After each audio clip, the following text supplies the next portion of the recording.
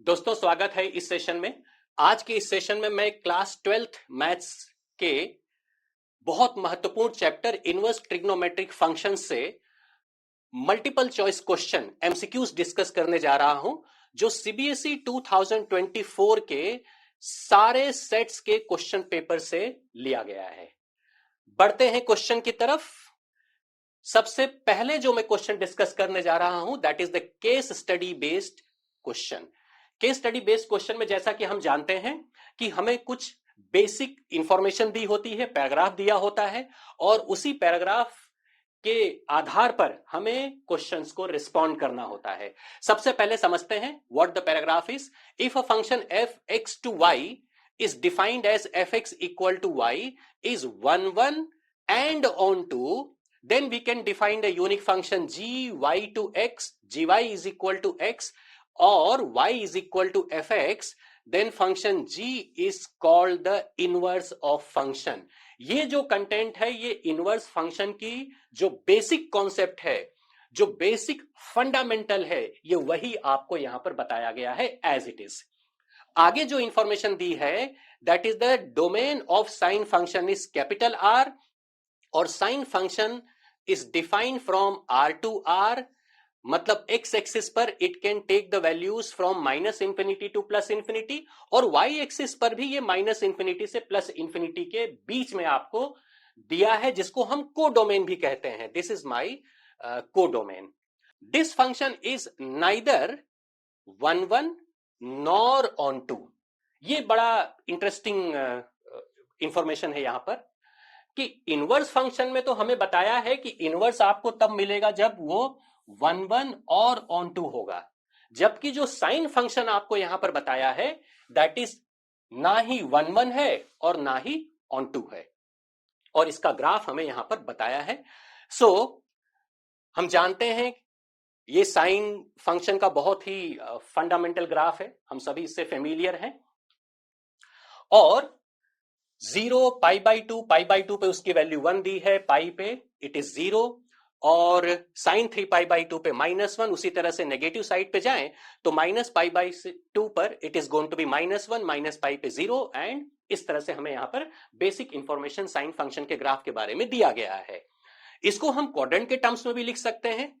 Basically 0 से पाई/2 is first quadrant, क्योंकि हम फंक्शन को ज्यादातर क्वाड्रेंट के कॉन्टेक्स्ट में पढ़ते हैं। और पाई/2 से pi is second quadrant, this is second quadrant. और पाई से 3 पाई/2 इज थर्ड क्वाड्रेंट। उसी तरह से 3 पाई/2 से 2 पाई, दिस इज फोर्थ क्वाड्रेंट। ये हो गया जब आप एंटी क्लॉकवाइज मूव करते हो तो सारे एंगल्स पॉजिटिव होते हैं, और यदि क्लॉकवाइज जाते हैं तो 0 से -पाई/2 इज फोर्थ क्वाड्रेंट। यदि आप क्लॉकवाइज जाएंगे तो सबसे पहले फोर्थ क्वाड्रेंट पे जाएंगे, और -पाई/2 से -पाई पे इट इज थर्ड क्वाड्रेंट। -पाई से दिस इज -3 पाई/2, दिस इज -3 पाई/2 इज सेकेंड क्वाड्रेंट, और -3 पाई/2 से -2 pi is first quadrant. This is how any periodic function goes. Sine भी पीरियोडिक फंक्शन है तो ग्राफ आपको इस तरह से बहुत ही बेसिक तरीके से आपको यहां पे बताया गया है। अब मैं क्वेश्चन पे बढ़ूं उसके पहले कुछ चीजें जिसके ऊपर मैं यहां पे बात करना चाहूंगा इज समथिंग लाइक दिस, कि साइन फंक्शन ना तो 1 1 है ना तो ऑन टू है, जबकि इनवर्स फंक्शन की कंडीशन बताई है कि फंक्शन 1 1 और ऑन टू होना जरूरी है। तो यदि आप साइन का इनवर्स निकालना चाहते हैं तो सबसे पहले हम इसको 1 1 और ऑन टू फंक्शन बनाएंगे, और 1 1 और ऑन टू फंक्शन बनाने के लिए what we will be doing is हम इसके डोमेन को रिस्ट्रिक्ट कर देंगे। इसका जो डोमेन है, जो फिलहाल आपको आर दिया है, साइन का जो डोमेन है दैट इज आर, इसको मैं रिस्ट्रिक्ट कर दूंगा। और उसी तरह से को डोमेन भी आपको आर दिया है, को डोमेन को मैं रिप्लेस कर दूंगा उसके रेंज से, दैट इज -1 to 1। ये जो वैल्यू है ये रेंज कहलाती है। आप देख सकते हैं कि साइन फंक्शन की जो वैल्यू है वो -1 और 1 के बीच में ही आ रही है। और तो इस तरह से y एक्सिस पे जो वैल्यू मैंने रिस्ट्रिक्ट कर दिया है दैट इज फ्रॉम -1 to 1, और x एक्सिस की वैल्यू को मैं रिस्ट्रिक्ट कर दूंगा इंस्टेड ऑफ r, मैं उसे रिस्ट्रिक्ट कर दूंगा बिटवीन -π/2 to π/2। ये बहुत ही इंपॉर्टेंट चेंज है यदि आप साइन फंक्शन का इनवर्स निकालना चाहते हैं तो, क्योंकि इनवर्स निकालने की पहली कंडीशन यह है कि आपको उसे 1-1 और ऑन टू बनाना होगा। सो 1-1 और ऑन टू का मतलब यह हुआ कि किसी भी एक पर्टिकुलर इनपुट पे एक यूनिक आउटपुट मिलना चाहिए मुझे। जैसे हम नॉर्मल साइन फंक्शन की बात करें तो सपोज यदि मैं साइन की वैल्यू लेता हूं लेट अस से π/4, तो π/4 पे हम जानते हैं कि वैल्यू 1/√2 आएगी, और 1/√2 वैल्यू आपको यहां पर भी मिल रही है और उसी तरह से 1/√2 वैल्यू आपको यहां पर भी मिल रही है। You can see this. इसीलिए ये फंक्शन 1-1 नहीं है। लेकिन यदि मैं उसे -π/2 से π/2 के बीच में रिस्ट्रिक्ट कर दूं तो I will have as input only the values from -π/2 to π/2, और उस सिचुएशन में आप देख सकते हैं कि वैल्यू आपको यूनिक मिलेगी, क्योंकि -π/2 से 0 के बीच में सिर्फ नेगेटिव वैल्यूज मिलेगी और 0 से लेके π/2 के बीच में सिर्फ पॉजिटिव वैल्यू मिलेगी। तो इस तरह से यदि आप साइन फंक्शन का इनवर्स डिफाइन करना चाहते हैं, so the change I will be doing is to make it that it is 1-1 and onto मतलब ये हो गया कि उसका कोडोमेन और रेंज दोनों सेम होना चाहिए। तो अब साइन इनवर्स के बारे में मैं कुछ इस तरह से लिख सकता हूं, दिस इज -π/2 to π/2। इसका पहले मैं डोमेन लिखूंगा। सो साइन इनवर्स का जो डोमेन होगा that will be taken like this, this is -1 to 1 से इसकी जो रेंज होगी दैट इज -π/2 to +π/2। ध्यान रहे जैसा कि डेफिनेशन दिया गया है कि इनवर्स फंक्शन में, नॉर्मल फंक्शन में जो आपका इनपुट होता है इनवर्स फंक्शन में वो आउटपुट हो जाता है, और जो नॉर्मल फंक्शन के लिए आउटपुट होता है वो इनवर्स फंक्शन के केस में वो इनपुट हो जाता है। तो फंक्शन को हम इनपुट और आउटपुट की मदद से भी समझते हैं। Okay, so this is the one part. अब ये सब कुछ फंडामेंटल डिस्कशन के बाद बढ़ते हैं क्वेश्चन की तरफ। Let us try to see कि कौन कौन से क्वेश्चंस उसने हमें दिए हैं। Let sine function be define from set A to -1 to 1 such that inverse of sine function exist. ध्यान रहे हमें साइन का इनवर्स फंक्शन चाहिए, तो साइन इनवर्स को हम एग्जिस्ट करवाना चाहते हैं। तो जैसा मैंने आपको बताया कि sine inverse x will be defined from sine inverse x का जो डोमेन हो जाएगा that is -1 to 1 to it is -π/2 to π/2। This is -π/2 to π/2। अब on the basis of the above information answer the following question. सबसे पहला question है if a is the interval other than the principal value branch. ध्यान रहे ये हमारी principal value branch है, this is the principal value branch. हमें a कोई ऐसी वैल्यू लानी है जो -π/2 और π/2 के अलावा की कोई वैल्यू हो। So if A is the interval other than the principal value branch, give an example of one such interval. This is the first question जिसके बारे में हम बात करेंगे। If sin inverse x is defined from -1 1 to its principal value, ये रहा आपका principal value, principal value मैंने यहां पर लिखा है। Find the value of sin inverse -1/2 minus sin inverse 1, हमें इसकी वैल्यू निकालनी है। और जो अगला क्वेश्चन है draw the graph of sin inverse x from -1 1 to its principal value branch, ये काम हम ऑलरेडी पिछले ग्राफ में कर चुके हैं, हमें सिर्फ ग्राफ प्लॉट करना है। इसके ऑप्शन में जो क्वेश्चन पूछा है, we are suppose to find out the domain and range of this expression. अब बढ़ते हैं क्वेश्चन की तरफ, एक एक करके हम क्वेश्चन की तरफ बढ़ते हैं। सबसे पहले I will be taking question number 1। Let me take the first question. So this is the first question. If A is the interval other than the principal value branch, give an example of one such interval. आते हैं सीधे graph पर, वहीं पर हमें इसका answer मिल जाएगा। So if I take minus pi by 2 to pi by 2, यदि मैं माइनस पाई बाई 2 से पाई बाई 2 की वैल्यू लेता हूं, तो आप देख सकते हैं माइनस पाई बाई 2 से प्लस पाई बाई 2 की वैल्यू पे माइनस पाई बाई 2 पे -1 आ रहा है, पाई बाई 2 पे भी 1 आ रहा है, लेकिन ये हमारी प्रिंसिपल वैल्यू ब्रांच है। So question is not interested in that. Question की एक्सपेक्टेशन ये है कि आप प्रिंसिपल वैल्यू के अलावा कोई ऐसा इंटरवल बताइए। तो वो इंटरवल क्या क्या हो सकता है? So that can be one of this interval. एक तो ये वो इंटरवल हो सकता है, क्योंकि हम देखते हैं कि 3 पाई बाई 2 पे भी -1 है और 5 पाई बाई 2 पर 1 है। So one of the possible answer is 3 pi by 2 to 5 pi by 2। इसके अलावा दूसरे भी ऑप्शन यहां पर आ सकते हैं। दूसरा इंटरवल हो सकता है माइनस पाई बाई 2 से -3 पाई बाई 2, बिकॉज हम देख सकते हैं कि -3 पाई बाई 2 पे भी -1 की वैल्यू है और -3 पाई बाई 2 पर भी वैल्यू 1 आ रही है।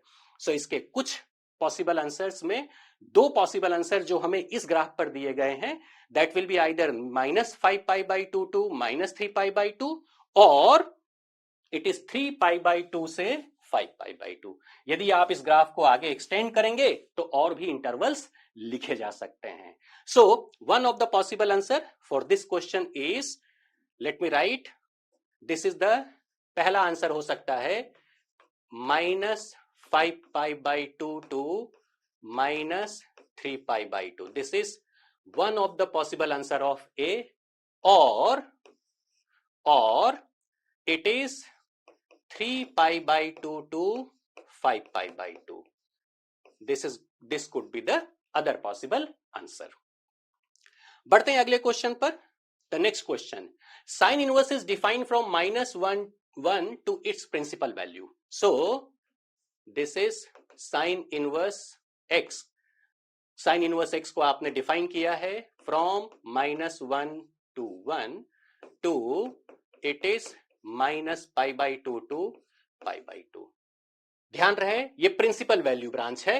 Find the value of sine inverse -1 by 2 minus, हमें जिसकी वैल्यू निकालनी है that is sine inverse -1 by 2 minus sine inverse 1। This is the value we are suppose to find.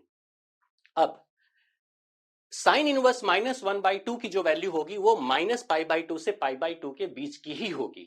So this is going to be -pi by 6। उसी तरह से this will be -pi by 2। इसको हम सिंप्लीफाई कर लेते हैं। So this is pi upon 6 plus pi upon 2। This is minus, let me take the LCM, here it is going to be 6, here it is going to be pi, and this is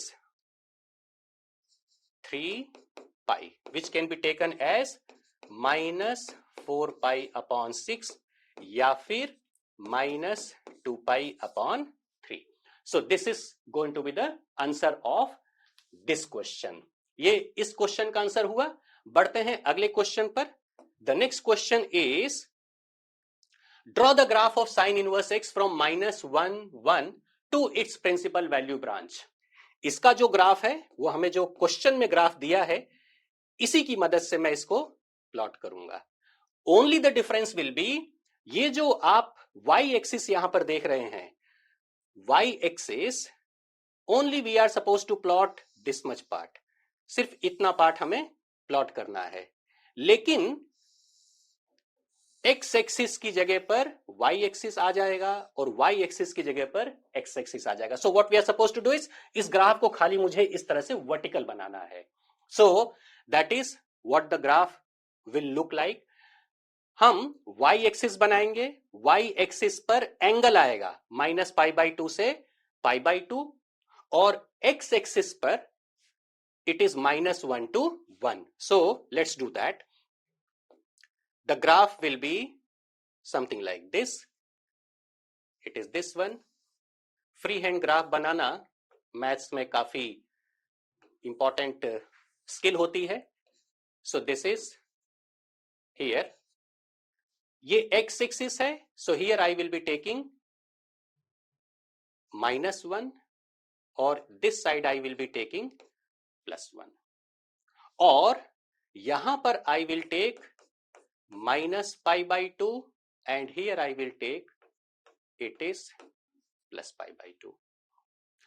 -π/2 के corresponding -1 value थी, -π/2 के corresponding जो value थी that was -1, और 0 के corresponding it was 0, π/2 के corresponding it is this one. So इस graph का जो शेप होगा, इस ग्राफ का जो शेप होगा बिल्कुल वही होगा. आप चाहें तो बाकी की वैल्यूज भी रख सकते हैं, otherwise you can take simply the help of the graph itself. So this is going to be, ये जो शेप है वही हमें वहां पर रिपीट करना है. This is the shape I am suppose to repeat. So this is going to be something like this. This is going to be something like this. Here it is this way. This is going to be the shape of it. आप इसको ऐसे भी interpret कर सकते हैं, sin 45 degree, probably here 45 degree पे it is going to be 1/√2, करीबन 0.7 के करीब वैल्यू आती है. तो इस तरह से आप इस ग्राफ को रफली प्लॉट करके छोड़ सकते हैं. So this is going to be the answer of third question. उसी केस स्टडी बेस्ड का क्वेश्चन है ये. अगला क्वेश्चन है थर्ड क्वेश्चन के ही ऑप्शन में, जहां पर हमें इस फंक्शन का डोमेन निकालना है. डोमेन मतलब all the possible values x can take. We can see that sine inverse को जब हमने डिफाइन किया था, साइन इनवर्स x को जब हमने डिफाइन किया था, तो इट वाज -1 to 1 से लेकर it is -π/2 to π/2. This is how we define. So this value for domain के लिए I will say 1 minus x की value must be less than equal to 1, greater than equal to -1. हमें चाहिए x की value, तो सबसे पहले मैं -1 करूंगा. So this is going to be -2 less than equal to -x less than equal to 0. अब क्योंकि हमें पॉजिटिव x की वैल्यू चाहिए तो मैं इसको नेगेटिव से मल्टीप्लाई कर दूंगा, लेकिन जब हम नेगेटिव से मल्टीप्लाई करते हैं तो इनइक्वालिटी रिवर्स हो जाती है. So this is 2 greater than equal to, this is +x greater than equal to 0. Preferably this will be written as this, x इज less than equal to 2 and greater than equal to 0. यही इसका domain है. So finally domain will be from 0 to 2. इस question में जो domain पूछा है that is 0 to 2. अब आते हैं रेंज की तरफ. When we go for range, मतलब हमें 2 times of sine inverse 1 - x की सारी पॉसिबल वैल्यूज चाहिए. सो we can see here that sin inverse x की जो वैल्यू होती है वो -π/2 से π/2 के बीच में होती है. So I will say that sin inverse 1 - x, यहां पर हमारा एक्सप्रेशन है, it is sin inverse 1 - x. Let's go for this value first. So this is sin inverse 1 - x is less than equal to +π/2 and greater than equal to -π/2. लेकिन हमें जो value चाहिए that is 2 into this, तो इसको हम 2 से multiply कर देते हैं. So this is going to be -π less than equal to 2 into sin inverse 1 - x less than equal to pi. So आपका जो fx है that will be less than equal to pi greater than equal to minus pi. इसीलिए इस फंक्शन का range will be minus pi to pi. That is going to be the final answer. अब बढ़ते हैं अगले क्वेश्चन की तरफ। अगला जो क्वेश्चन है वो असर्शन रीजन बेस्ड क्वेश्चन है, जिसके ऑप्शंस कुछ इस तरह से हैं। आपका answer will be A if both assertion and reason are true and the reason is the correct explanation of the assertion A. Reason is the correct explanation of assertion A का मतलब यह होता है कि रीजन का जो data हमें दिया है उसकी मदद से हम असर्शन को लेकर आ रहे हैं। If that is the case तो A is the option. B will be option if assertion and reason are true but reason is not the correct explanation of the assertion. यदि रीजन में जो भी डेटा दिया है उसकी आपको जरूरत नहीं पड़ रही है आंसर लाने में, तो ऑप्शन विल बी बी। ए और बी काफी क्लोज हैं, थोड़ा सा डिफरेंस है खाली। सी तो बहुत ही क्लियरली आप पता लगा सकते हो, असर्शन ए सही है और रीजन आर इज फॉल्स, तो ऑप्शन सी होगा। और असर्शन फॉल्स है, रीजन आर यदि तुम्हारा ट्रू है तो answer will be D. Let's move to the question. Assertion domain of y is equal to cos inverse x is minus 1 to 1. This is perfect, क्योंकि cos inverse x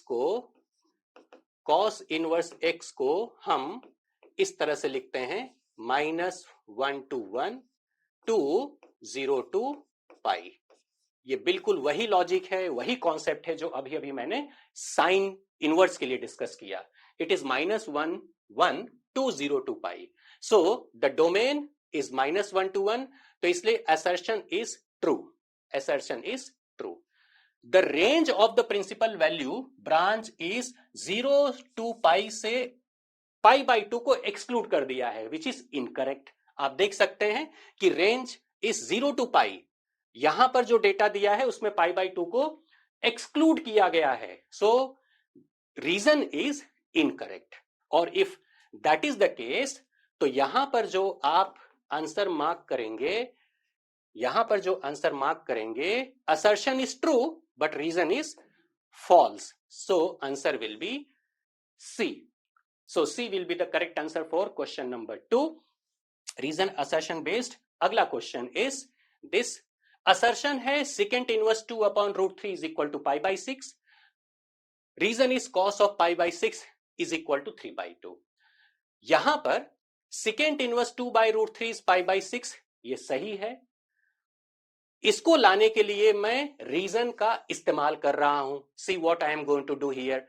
If cos pi by 6 is root 3 by 2, तो secant of pi by 6, this is secant of pi by 6 is 2 upon root 3 लिखा जा सकता है, या फिर secant inverse 2 upon root 3 is equal to pi by 6, और यही आपका असर्शन है। सो यहां पर जो आंसर होगा that will be A. Assertion भी सही है, रीजन भी सही है, and reason is the correct explanation for assertion. Coming to question 4, cos inverse of cos 13 pi by 6 is equal to pi by 6. That is the first case. The range of the principal value branch is this one. So range तो सही है, अभी अभी मैंने discuss किया था कि cos inverse को जब हम डिफाइन करते हैं तो -1 से 1 टू 0 टू पाई, तो आपको यहां पर जो डेटा दिया है रीजन, तो 0 to pi is the principal value branch, that is perfectly fine. लेकिन नॉर्मली हम cos inverse of cos theta को थीटा लिखते हैं, बट यहां पर इस एक्सप्रेशन को हम 13 pi by 6 नहीं लिख सकते हैं। We cannot write 13 pi by 6.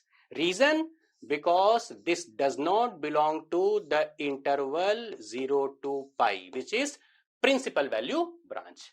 इसीलिए what we do is cos of 13 pi by 6 को I will replace cos of 12 pi plus pi upon 6, which will be taken as cos of 2 pi plus pi by 6. Cos of 2 pi plus pi by 6 is simply cos of pi by 6. अब इसी question को मैं इस तरह से लिख सकता हूं, cos inverse of cos 13 pi by 6 will be taken as cos of pi by 6 and that is equal to pi by 6, क्योंकि ये 0 से पाई इंटरवल को बिलोंग करता है. इस तरह से असर्शन ए भी सही है, लेकिन असर्शन ए को हमने सही बताया with the help of the statement which is given in reason. इसीलिए असर्शन भी सही है, रीजन भी सही है, और reason is the correct explanation for assertion. तो यहां पर भी आंसर आपका ऑप्शन नंबर ए हो जाएगा. Option number A is correct answer. अगले क्वेश्चन पे आते हैं. The principal value of tan inverse root 3 is pi by 3. tan inverse root 3 is pi by 3. tan inverse का भी डोमेन और रेंज से हम ऑलरेडी फेमिलियर हैं. अब यहां पर जो वैल्यू हमको दी गई है, यहां से I can write it is tan inverse root 3 is equal to pi by 3. tan inverse pi by 3 is equal to root 3. इसको हम जानते हैं, राइट फ्रॉम क्लास 10th हम इसको पढ़ते आ रहे हैं कि tan inverse tangent of 60 is equal to root 3. तो रीजन तो सही है, और इसी की मदद से I am coming to assertion. So reason is the correct explanation for assertion. इस क्वेश्चन का answer will be option number A. So यहां क्वेश्चन नंबर 5 का जो आंसर होगा that will be option A. तो इस तरह से इस सेशन में हमने केस स्टडी बेस्ड कुछ क्वेश्चन को देखा, उसके एमसीक्यूज को सॉल्व किया, और साथ ही रीजन और असर्शन बेस्ड जो एमसीक्यूज इनवर्स ट्रिग्नोमेट्री के 2024 के सीबीएसई बोर्ड के क्वेश्चन पेपर में पूछे गए हैं, उसको हमने यहां पर डिस्कस किया. आपका feedback is valuable. Feedback is always welcome. Please keep on sharing your valuable feedback to make this session even better. जल्द मिलेंगे एक नए सेशन में नए कंटेंट के साथ. Thank you.